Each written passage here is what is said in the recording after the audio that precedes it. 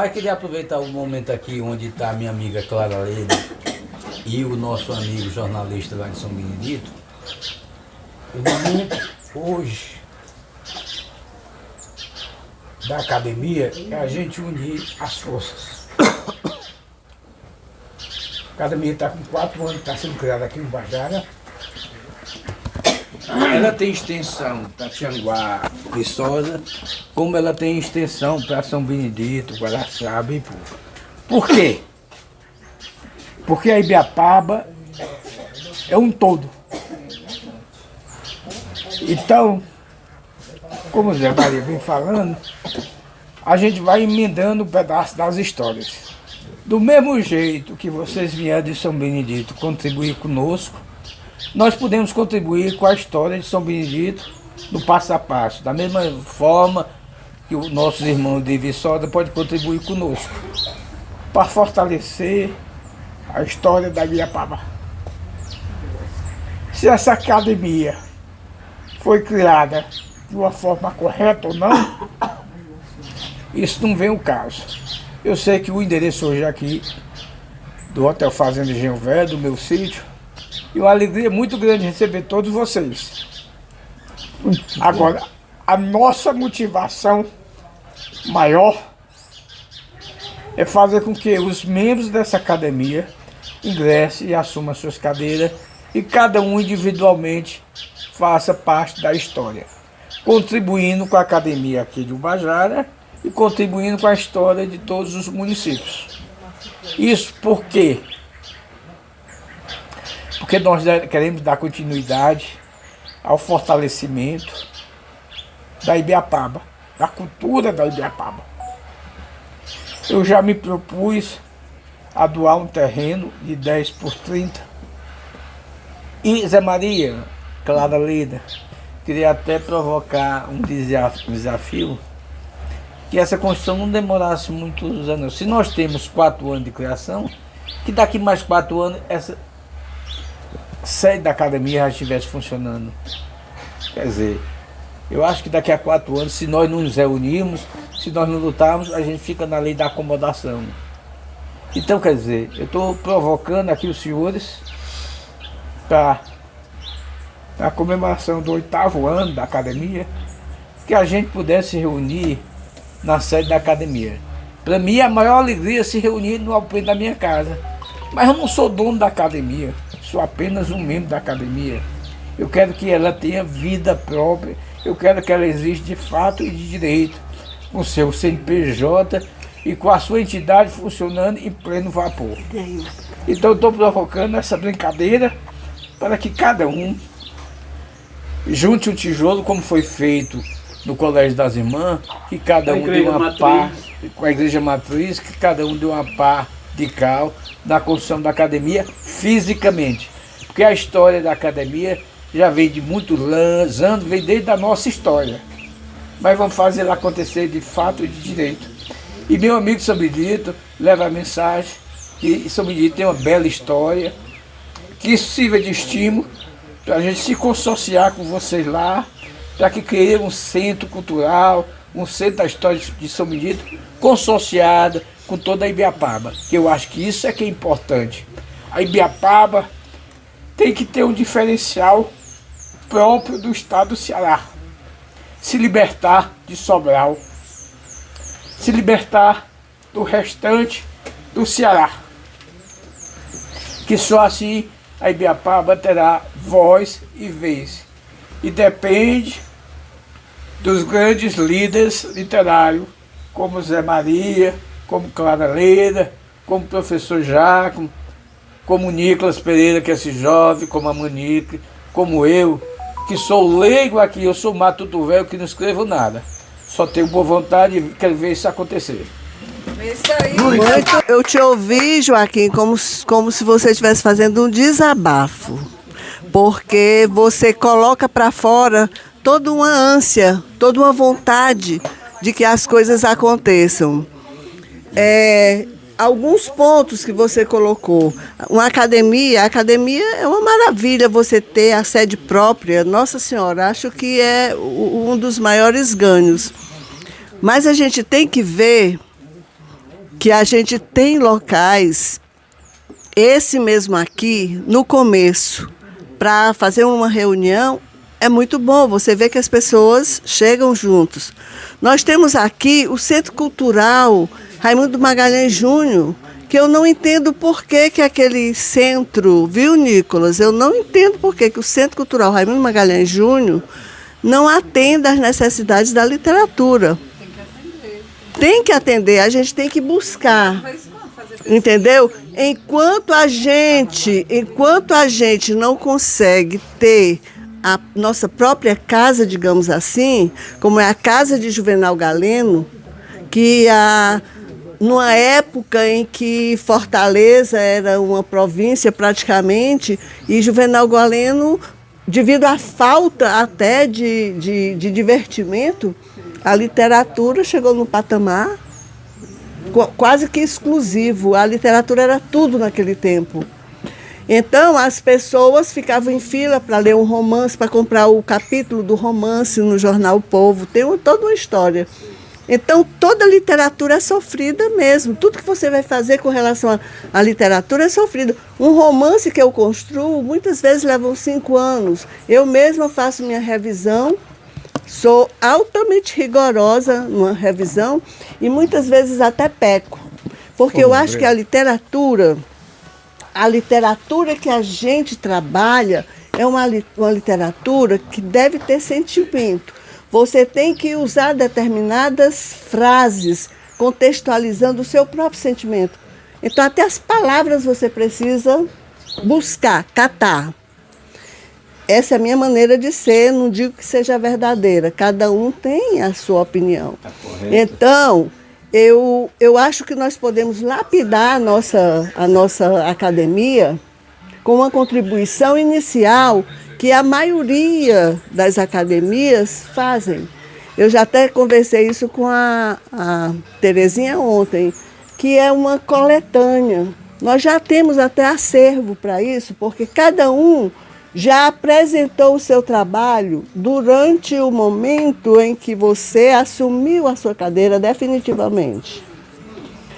Lembrando que quem assume a academia assume responsabilidade. Não adianta você assumir uma cadeira, ter o compromisso com aquele patrono e você cruzar os braços dentro de uma academia somente para dizer, eu pertenço à academia. Tem pessoas e mais pessoas que a literatura também está na moda. As pessoas fazem uma autobiografia sua e já se considera escritor. Isso também é uma coisa muito natural, você vê isso acontecer todo dia, lançamento de livros. Assim, eu acho que nós já temos material, um acervo muito rico, capaz de, no próximo ano, no dia 24 de agosto de 2026, a gente está nessa data lançando a primeira coletânea com o trabalho de cada um. Excelente. Eu acho que é um passo gigantesco que a academia vai dar. Se a gente ainda não tiver o espaço, não chore, não se emocione. A gente vai ter um dia, mas a gente se reúne aqui novamente. Aqui eu estou respirando literatura.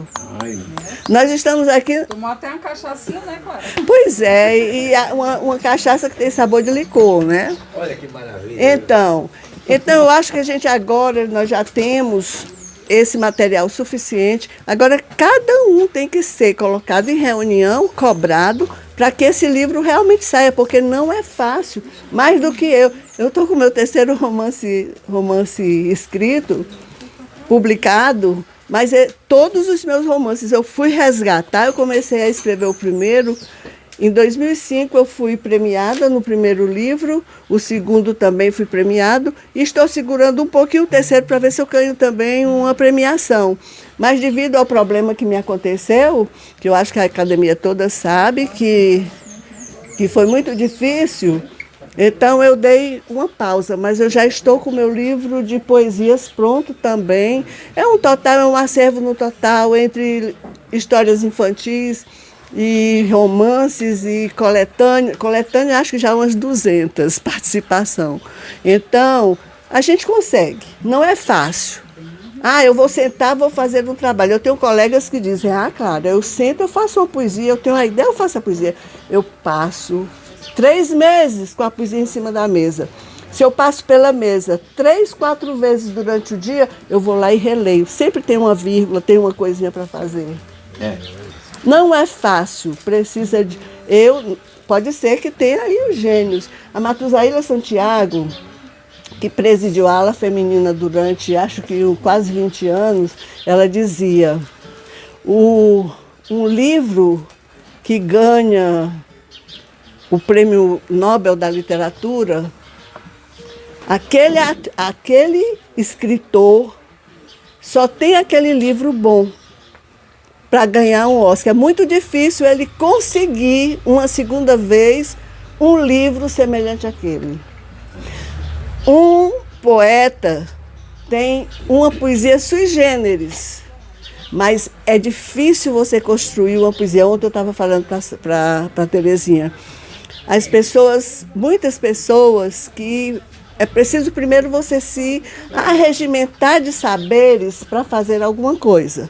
Não adianta você tentar fazer se você tem preguiça de pesquisar, se você não gosta de ler. Não tem como entrar na literatura. Então você vê poesias, eu olho certas poesias, até às vezes eu posso construir também uma assim. E eu digo, essa minha poesia, ela está com uma roupagem totalmente sem brilho. Ela não tem nada de poesia. É aquela poesia seca, que não usa o sentimento.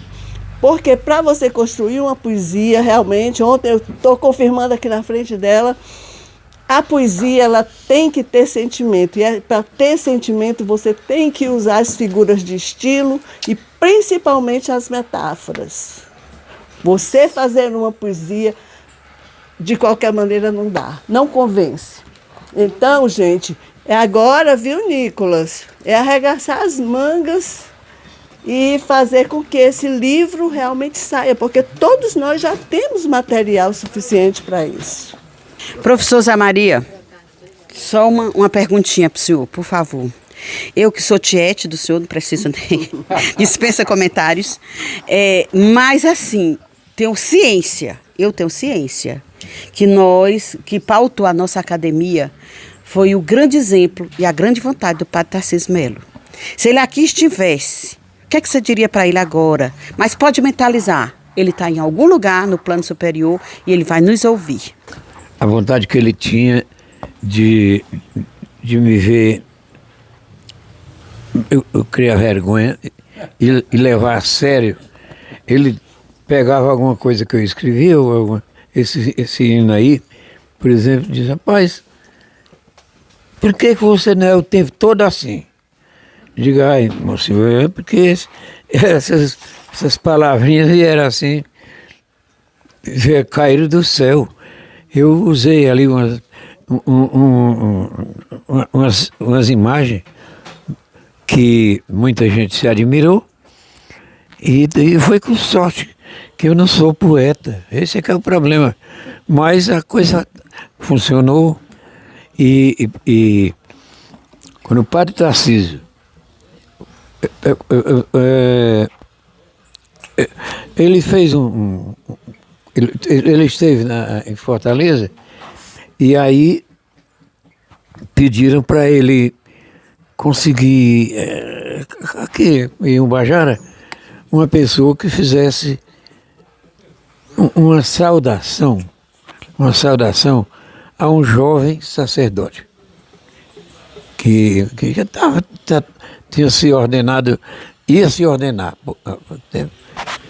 E eu digo para o Tarcísio que onde é que eu entro nessa história? Rapaz, você tem cabeça para isso? Aí me encontrei com umas figuras aí, viu, Joaquim? Me encontrei com umas peças por aí e tomei umas canas, né? Aí o padre Tarcísio me encontrou. Rapaz, você estava bebendo cadê o negócio que ele pediu lá? Ele disse, que negócio? O negócio de andar a poesia lá para saudar o padre lá. Digo, ixi, Maria, tá lá em casa. Eu fiz, tá lá em casa.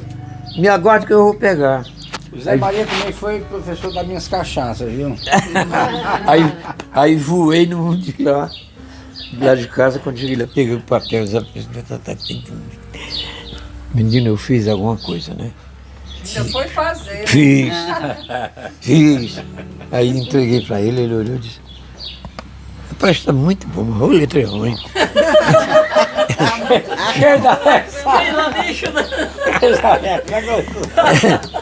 Depois então, o senhor me dê que eu copio eu datilografo. Meu nome é Gomes. Agradecer ao meu amigo Joaquim, minha amiga Terezinha, por essa recepção, que eu acho que se essa recepção não podia ser melhor.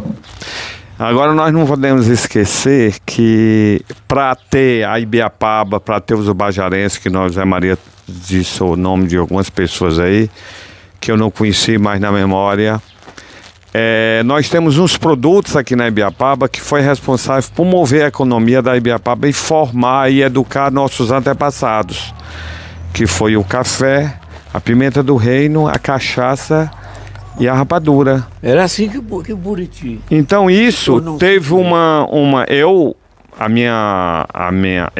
já sou a 5ª geração de produtores de café em Ubajara. Agora eu tenho comprovado a 4ª, não tenho comprovado a 5ª, certo? Então eu vejo isso para Ibiapaba, inclusive eu e o Joaquim estamos sendo acompanhados por 2 professores do Instituto Federal, que é o professor Nildo e o professor Patrícia, com o Leto, e a gente está tentando resgatar o café de Ubajara, o café da Ibiapaba mais Ubajara, para a gente poder mostrar à rapaziada nova o que foi que isso representou para Ibiapaba e o café que formou muitos ibiapabanos e ubajarenses, que você citou uma das pessoas aí. Então a gente está tentando, e eu e Joaquim, eu digo muito que nós não podemos fazer só, se a gente não tiver um apoio de cabeças pensantes como vocês estão aqui, porque se a gente pegar todos os nossos antepassados, tiveram algum dedinho nisso, né? E o Joaquim está encabeçando isso, eu tô, mas eu digo uma coisa, a gente já trabalha nisso há muito tempo e eu não sei nada de café. Com certeza. Café é um mundo. Café ele é mais rico, Jaco, do que o vinho, do que o uísque, do que o champanhe. Você está entendendo? Então, nós temos essa iguaria e eu vou dizer uma coisa para vocês. Por onde eu andei aí, o nosso café da Ibiapaba, trabalhado como manda, ele não perde para café nenhum do mundo.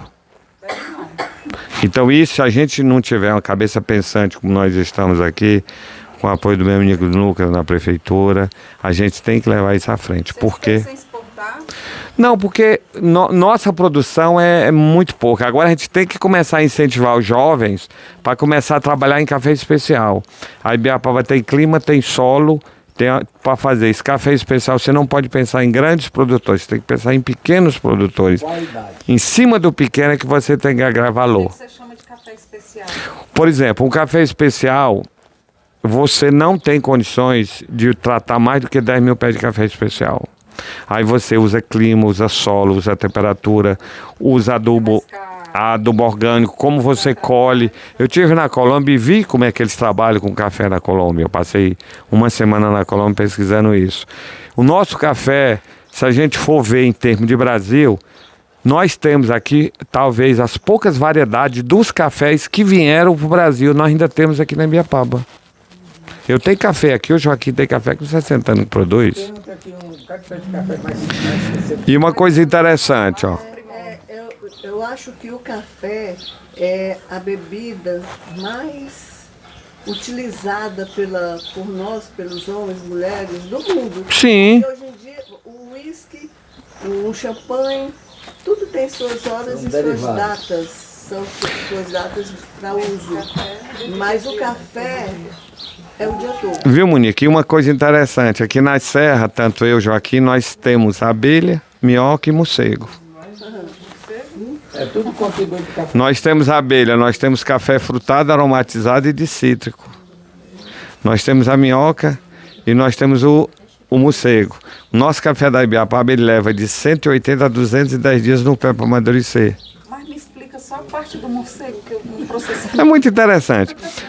Seria muito bom você ver e visualizar um pé de café. Devido às chuvas que nós temos, que ela acontece no último mês do ano, a floração do café não acontece de uma vez, ela tem 1, 2 ou 3 florações. O morcego, ele começa a comer o café porque ele sabe o ponto ideal, ou seja, o amadurecimento da fruta. Porque café é uma fruta, ele é doce. Então ele alerta para os produtores que estão na época de se apanhar. O que a minhoca faz? Tá na hora de colher. Tá lá. E o detalhe, por incrível que pareça, que os antepassados, eu tive muito prazer em ver isso, importantíssimo, o corte da planta na força da lua.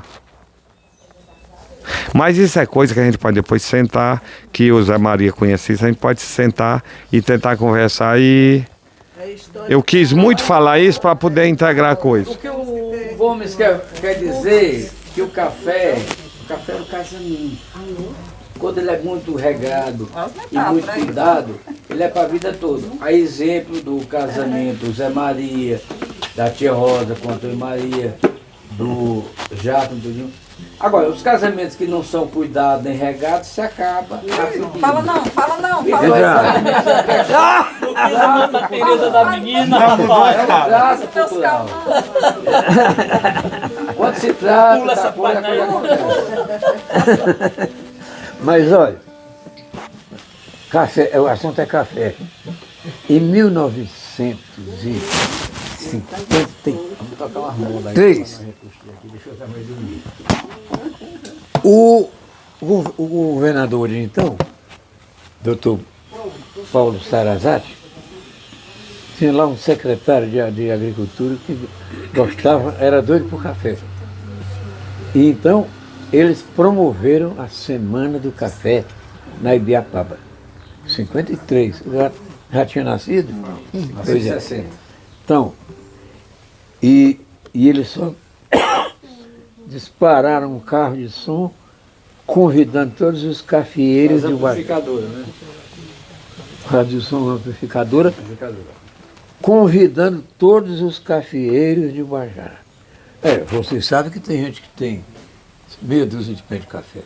O outro tem 100, o outro tem 1000, mas era convidar todo mundo que tivesse seus pezinhos de café. E fizeram um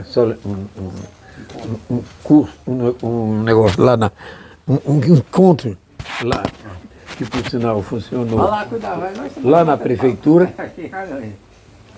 E trouxeram técnicos, trouxeram tudo, e estavam todos os plantadores de café e exploradores da Ibiapaba. Aí todo mundo disse, agora vai.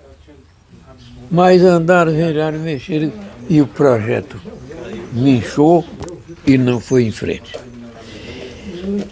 Em 1970, quando foi eleito o coronel César Carlos, aí esse endoidou pelo café também. Botou para quebrar. Comprou 30 hectares, 300 hectares de terra em São Benedito.